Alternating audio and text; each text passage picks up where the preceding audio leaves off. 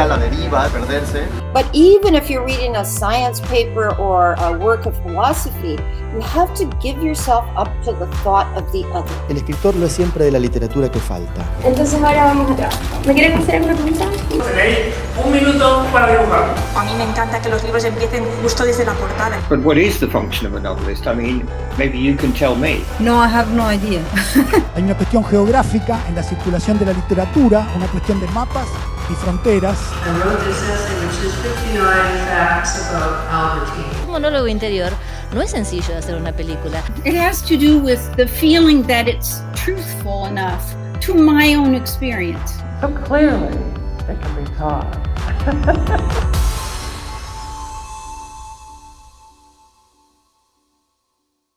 Hola, bienvenidas y bienvenidos al FILBA 2021. Lo que vamos a ver ahora se llama Autores en Prisma y quien va a participar es la autora integral Mari Kanstad Johnsen desde Oslo, Noruega.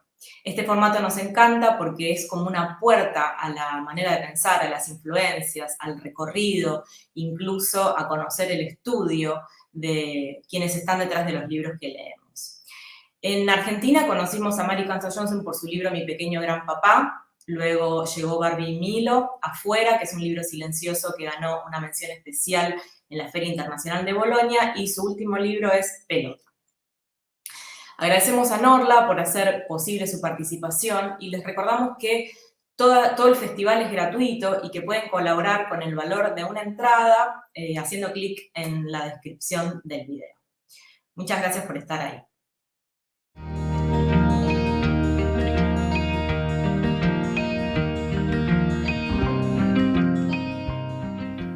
I come from Bergen in Norway. This is a coast town, and it's surrounded by 7 mountains. And I grew up there in a big old wooden house with my parents and my sister, but also with some other families. We were living in like a shared community. So we had always a lot of different kids and grown-ups playing around with us. And I think maybe when I was a child, I was a lot shaped by this, that we were always like this, a big group around the table and having conversations. And both me and my sister were very into drawing already when we were little, and I think it was nice to have all these grown-ups who were always encouraging us and saying that we were amazing drawers. And also my dad, he's an artist now. He's painting mostly, but when I was born, he was just finished art school doing how do you say, like silk screen and graphics, like posters. But then when he had 2 kids, then he wanted to have a more stable job. So he was working as an illustrator and with graphic design. So I think also it was very important for me and my sister to go visit him in his studio, and we could use all his different utensils and all his tush and different equipment. And we were really often having like creative processes together in the family, like making new ways of making pictures or collages or making stories together. I think this was very important part of my growing up.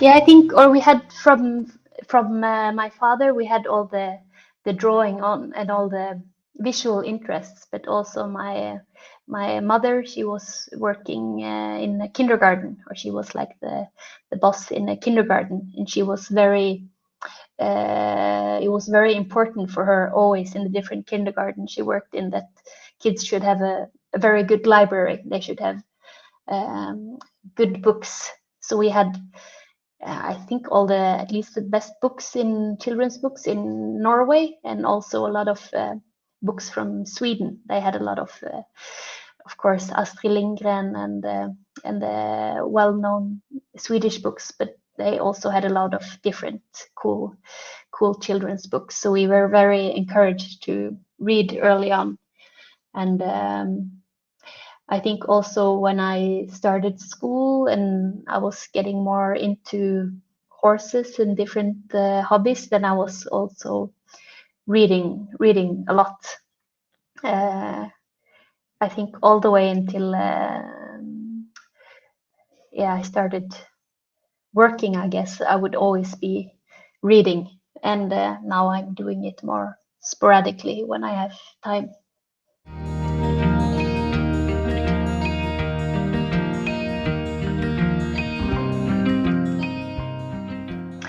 I think when I was going to decide what I wanted to be after high school, then maybe I wanted a little bit to be an illustrator already, but then I didn't want to be the same as my dad, and he was an illustrator. And so at the time I was very into fashion, so I started fashion school instead. But I noticed that it was very problematic for me to stick to all these very strict agendas. You should start with this theme, and then you should iron it, and it was just a lot of it was difficult to find a way to improvise. I missed to improvise, and I noticed also I spent a lot of time drawing, like the girls that would be wearing the clothes I was drawing, and their stories would be becoming more and more interesting for me. So I realized after a year that I wanted at least to work more with the drawing instead of with textiles. And then I started like a free pre-art school, or like a very open one, and there I was mostly painting. But I think when I look back at the things I did then, it was very much like miniature worlds or universes that I was interested in or creating. And so after 2 years there, I started visual communication in Oslo, where everyone was doing both illustration and graphic design. But it was becoming quite clear that I was only drawing and being quite figurative, but kind of trying to find my own way to do humans and animals and different kind of things. And then I did a master in Stockholm at Kunstfack, and I did a course called storytelling, which was also visual communication, but a lot about how everything that you create visually is some kind of visual storytelling. And there I was working a lot with animation. And I think for me, I still really like making animation because it has some kind of magic when you put the sound and the movement together, and when it's just clicking. I really like that. But in the end, again, I had a problem with the structure, that you need to be really organized with when you do animation, because it's so much work in every frame, and so you really need to have a storyboard and stick to it. And during my exam, I was doing 90 storyboards, and my guidance teacher was very stressed and frustrated.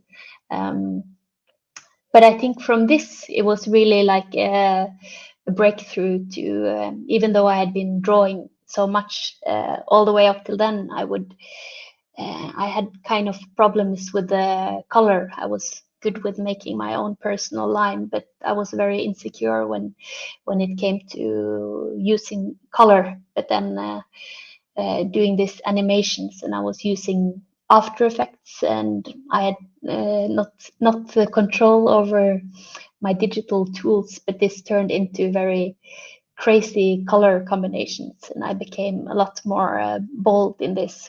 And yeah, this kind of led me back to illustration. Or when I was finished with my exam, then like the MA exam, then I was I think really wanting to work with children's books, but I didn't know how to start. So I wanted to write my own book, but I thought this was very hard when I hadn't done it before, or I wasn't sure if I could write. But then, as I was at some point alone in Copenhagen and trying to write this book, then I got a script from Magikon, which is a Norwegian publishing house, and Svein Stoknes runs it, had a script he thought I would be suitable for. And around the same time, I was also in touch with the editor at another publishing house in Norway, and I got a script there also. And so it suddenly went from I didn't know how to start working to working a lot with children's books. So this was kind of really the how I started to work with books.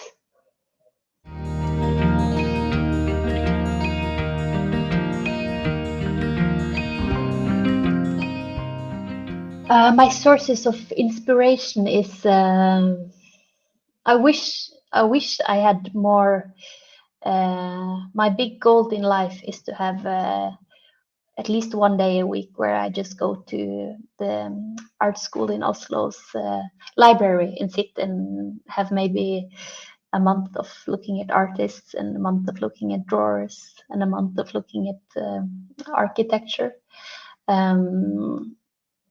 But now I'm not so good at making time for this. But I think mostly it's more everyday, like the cliche that I sit on the bus or cafe and then I hear conversations, which makes me kind of tip into which is like a starting point of a story. And I think especially traveling is. At least for writing, traveling is, I think, the most important thing I can do. So this is, now I haven't traveled for 2 years and I haven't written, so that's maybe a connection. But I think when I just sit down, if I'm going to make a new book, I find it very hard to just draw, to start somewhere. So often I go back to my travel sketchbooks, because I think when I land in a different country, then that's usually when my head opens up a bit. And even though I'm most days constantly drawing on a project or for exhibition or for final works, but to really feel free and sit and sketch and kind of start little stories that I don't know where is going is something that usually happens when traveling.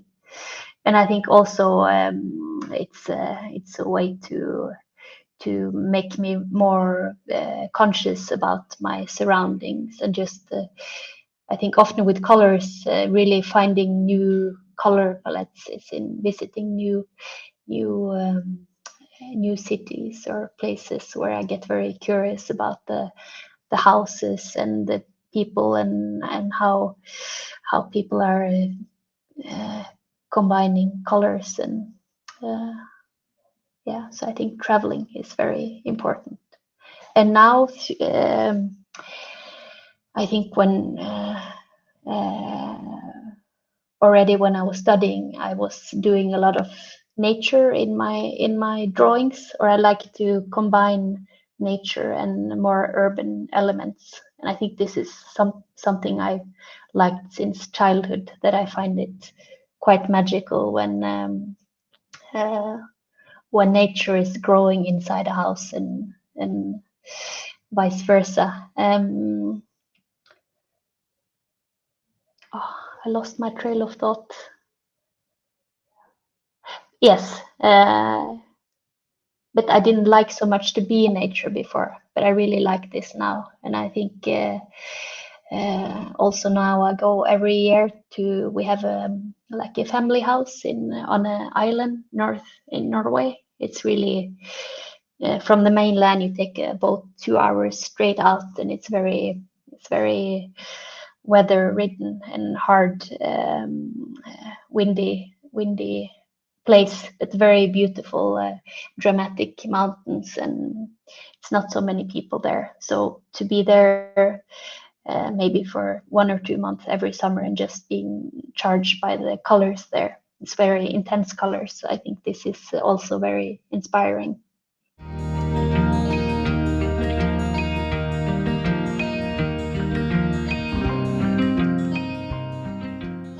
Now I have finally found my own studio, which I really like and which I'm happy about, because this is, I think in many cities, but also in Oslo, it's very difficult for artists to find good places to work. But half a year ago, I moved into this building, which is called Koloftet. And it's just an old factory, and it's still quite worn down, and they are kind of doing every floor one at a time. But this is really nice synergy of different people working. I tried like in a few collectives earlier to sit with illustrators, for example, which is very nice. But I think for me, it's nice when people are doing quite different things from me, because I get very curious in there.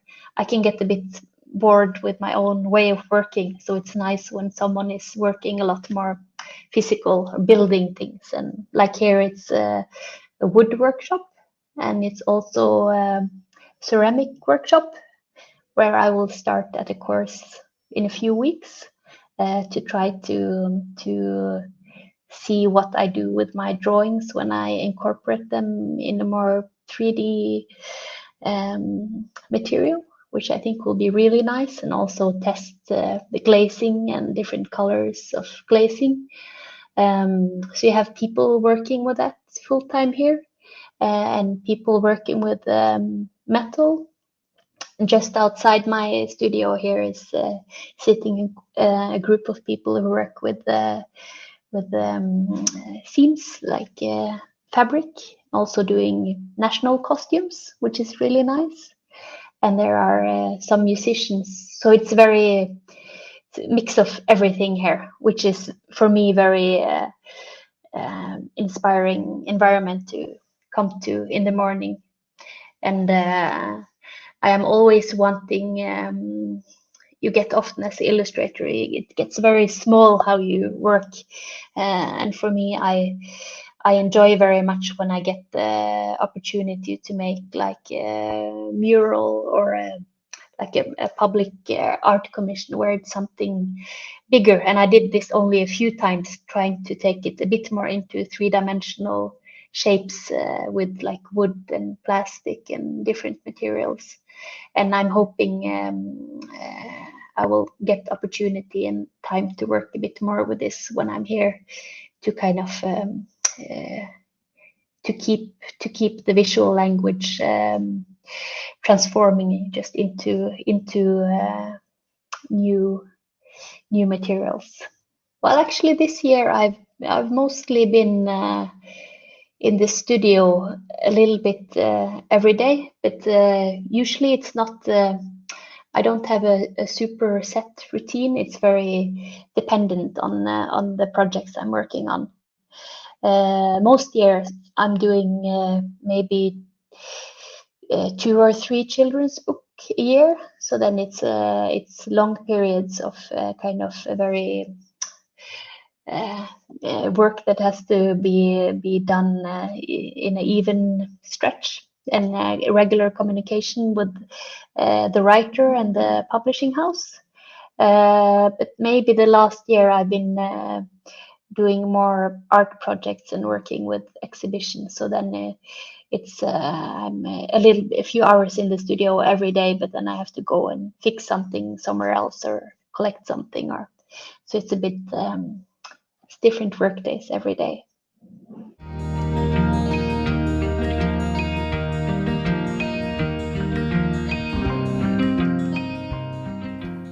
Mostly it's quite dependent on the both the project I'm working on, but also on my daily creative energy or shape. It's different on different days what materials are working for me.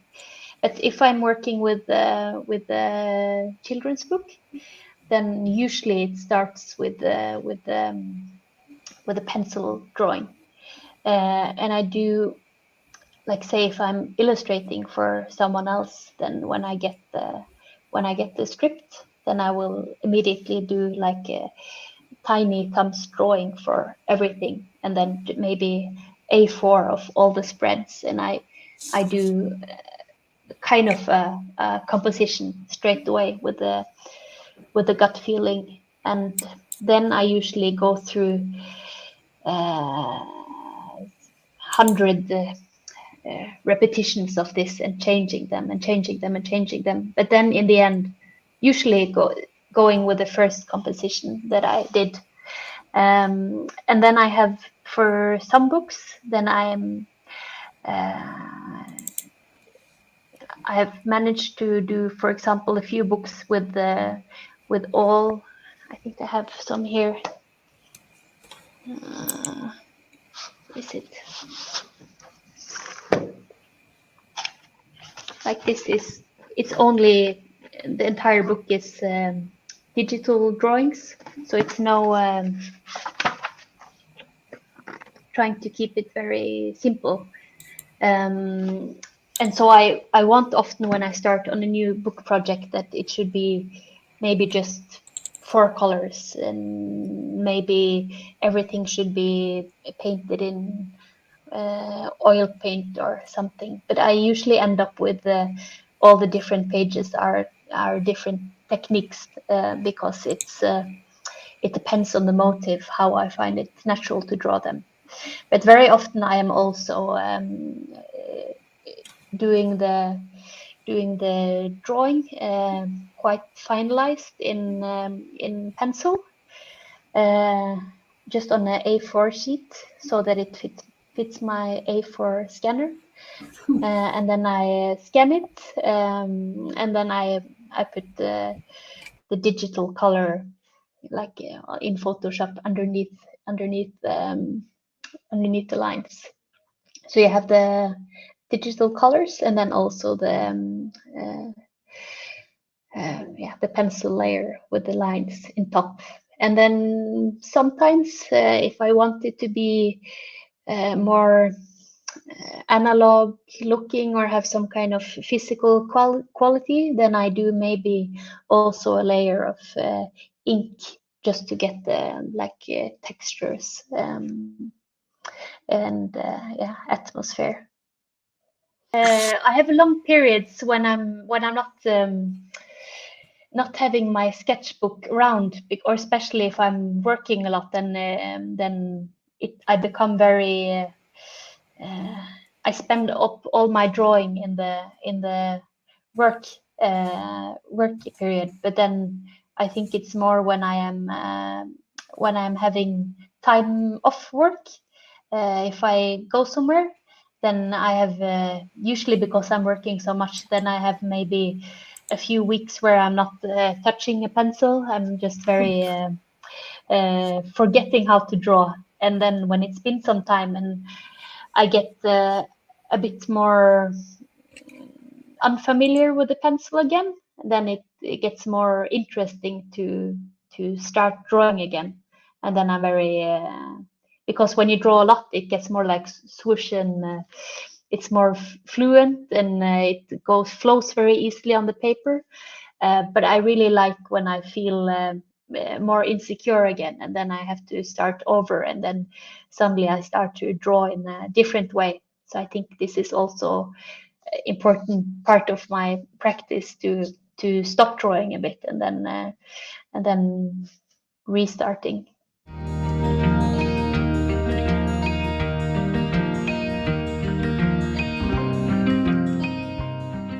To go back to analog, also because it's how everything is now. It's so much things happening on the computer, and it gets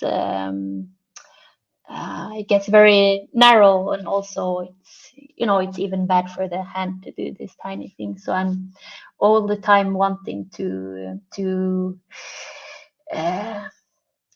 kind of go larger, physically larger, to feel more free and in the room, and not so much entered or focused on the computer. But also because like when I go to if I sometimes see an exhibition at the book fair, maybe with different illustrators making books, that I'm so much appreciating the ones who are kind of have done a full original, which is how it will look in the book. And sometimes I think it's a huge detour with all the choices you have with the digital possibilities. Like you end up spending so much more time instead of having the direct expression. But at the same time, I really enjoy the digital possibilities, and I really like to sit, especially with colors, to sit on the computer and just testing out, finding the colors that really vibrate against each other. And I think you have some amazing possibilities to play. So I'm very conflicted about digital and analog.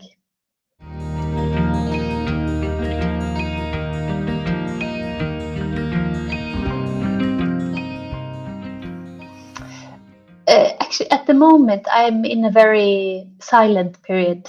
But for most of my life, music has been very important. I think I've gone through all genres at different times, and until a few years ago, when I was working, I would constantly be listening to music. But now I need more often silence to just concentrate on one thing. But I think also when I was trying to think of artists who has been important for me, I think actually Björk is the most influential person, also when it comes to visual. Or I think I started listening to her a lot when I was 12, and ever since, not so much anymore, but sometimes when I listen to her, then I realize this is like the roots. But I was watching, it was a big Björk exhibition at MoMA some years ago, where actually we couldn't get in because we didn't, it was very difficult to get tickets when we were there the opening weekend. So I just went into this video room where they were showing all her music videos, and it was very, very intense feeling, because I realized how much I had watched them, like videos from the 90s and up, and how much it had influenced how I think about textures and colors and technology and so many things. So yes, music has been very important.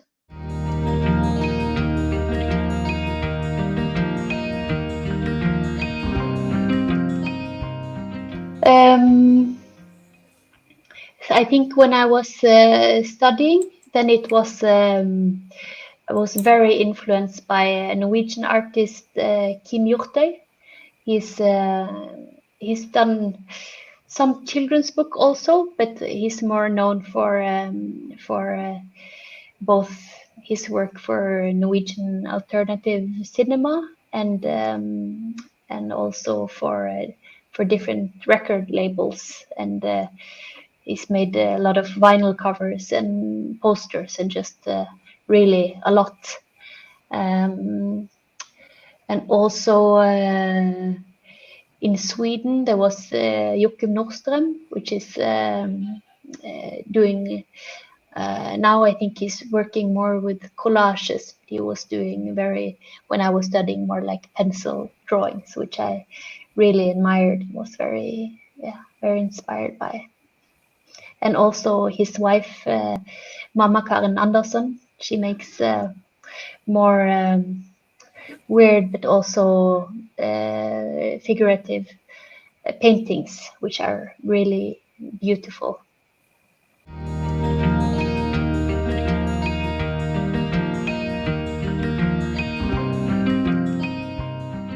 Especially when I'm writing books, then I don't talk so much with children in the process. I know a lot of writers do this, but I think for me it's more about going back into my childhood self and really plug into the feelings I had then, like with the first book I wrote, which was Livredde Syden, or what's the English title? A Terrified Holiday or something. It's about a girl who goes, very careful girl who goes on a holiday with her dad, and he's very like, he wants to do everything, and she just wants to be close to him but sit still and not do so much. And I remember when I was writing this was really my first proper attempt at writing, and my editor, I had asked her if I could get some more scripts to illustrate, and she asked me to write it, and it was like a big challenge. And I started off with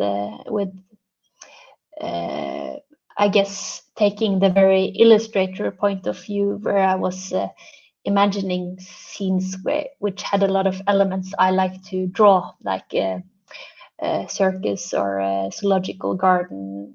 I spent a long time trying to make a story about a zoological garden in Central Park, because I wanted to have the buildings and this and people, but they never, I couldn't finish them because I didn't find the core of the story. But then when I started to write this story about a girl who was so afraid of other people, and just how much unpredictable can happen on a holiday, and really just went back into my own memory of how this feeling of childhood holiday, and how it's exciting and it's nice to be so much with your parents, but it's also scary if you're a little bit like a shy kid. Then that's like a good starting point to draw. So I guess something which is connected to personal feeling somehow is how I managed to write.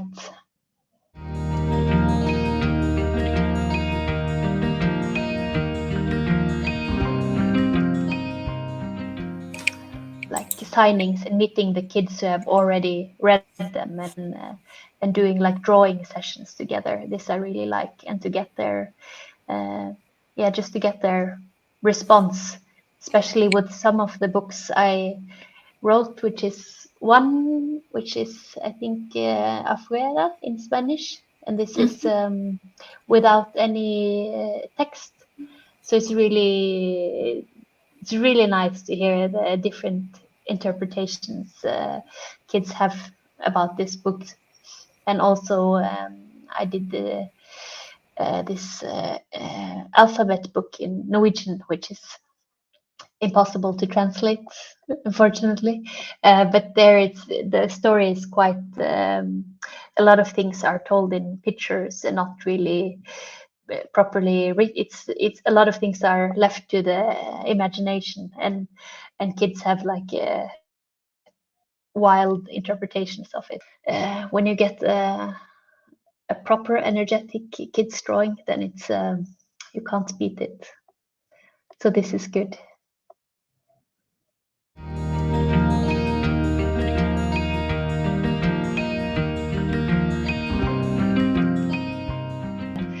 A feeling, or I'm often, when I need to start really writing, then I'm going through old sketchbooks, which are then like the free sketchbooks are then often sketchbooks from travels, and they have tiny stories. Often it's something I've been drawing on a train or a plane, or which is maybe just a few pages, which is the intro of something, and then I just leave it, and then I start a new one, just like a tiny little comics, and then and when I write it, then that's what it is. It's just a little thought. But then if I've left it for a year, maybe, then when I go back to it, and then if it gives me some kind of interesting feeling, or like there's maybe some character which I'm interested in, and then I try to develop it a little bit more,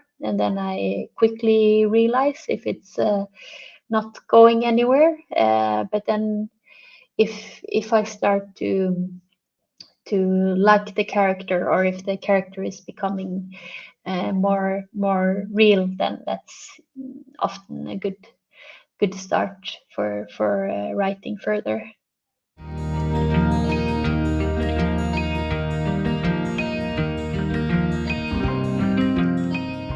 Actually, when I was writing it, it was a bit stress. Being also for the publishing house, that I didn't know what was inside the ball. But no, yeah, I will figure it out. But when I was, how I often start writing books is, for some reason, I usually get the pressure to really start during summer, and many of my books have started, both this one and Mi Pequeño Grandpapa is started with this kind of feeling of it's being very warm, and the feeling of summer, and some kind of childhood memories about this. And then I end up finishing the books in the middle of winter, and then it's very difficult in Norway to keep the mood. Okay. But I wanted to. I think when I started writing Pilota, it was extra hot summer in Oslo, and I had some kind of memories of just walking around without not so much to do. So one of the most important things was to get this kind of the feeling of this feverish town. And actually, for this is mostly not so like autobiographical to me, because I think when I did this one, I had spent so much emotions on the previous book that I also wanted a book which was just fun and silly, which I think is also very important. And it was a bit like an extra. A lot of the book was just building up the atmosphere and the characters, and then when we finally found, or I figure out what would be inside the basketball, it was I was thinking, can I do that? But then I thought it was very fun.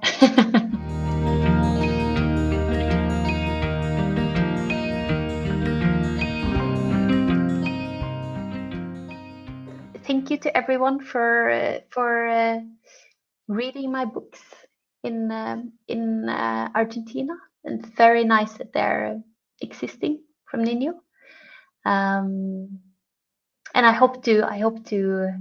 It's nice to be able to be at the fair digitally, but I hope I come for real someday. I would really like to visit Buenos Aires, I think, looks really amazing with this mixture of old and new, which is reminding me a little bit of how I like to draw things, like a combination of different things together.